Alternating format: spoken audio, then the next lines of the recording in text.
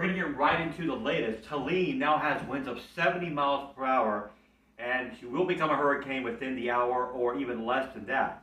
As you can see here on the infrared, it looks, it's getting its act together. She's got a central dense overcast coming together, and that's what we look for strengthening hurricanes. If you live in the Big Bend of Florida, you need to be paying attention very carefully to this forecast.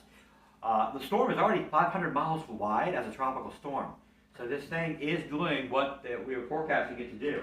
Here's the other troubling thing, right over here. You can see that many of the computer models say that this could become a Category 3, but the latest ones say it could be a Category 4 or even a 5 by the time it hits the Big Bend of Florida. The problem is it's going to be a fast mover, so it won't have much time to weaken once it gets over land.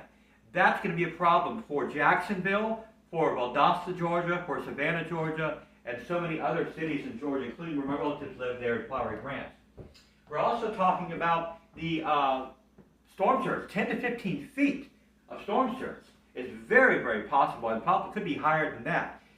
This is several computer models that shows what this storm could become in the next few days or so.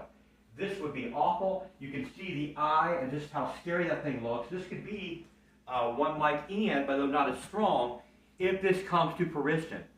But if you get evacuation notifications, please heed them, because if you get caught in high water, they can't rescue you. All right? And now we're also talking about not just but the winds. North of Tampa, 100 mile per hour winds plus will be commonplace. For Tampa and St. Petersburg, 75 mile per hour winds and more than that. This is how it looks right now. We're not trying to scare you, but this is information that we have right now. So it's going to be a huge hurricane by the time it gets there. And then finally, last but not least, hurricane watches and warnings extend the entire state of Florida. And in Georgia, flash flood watches and warnings for extensive rainfall.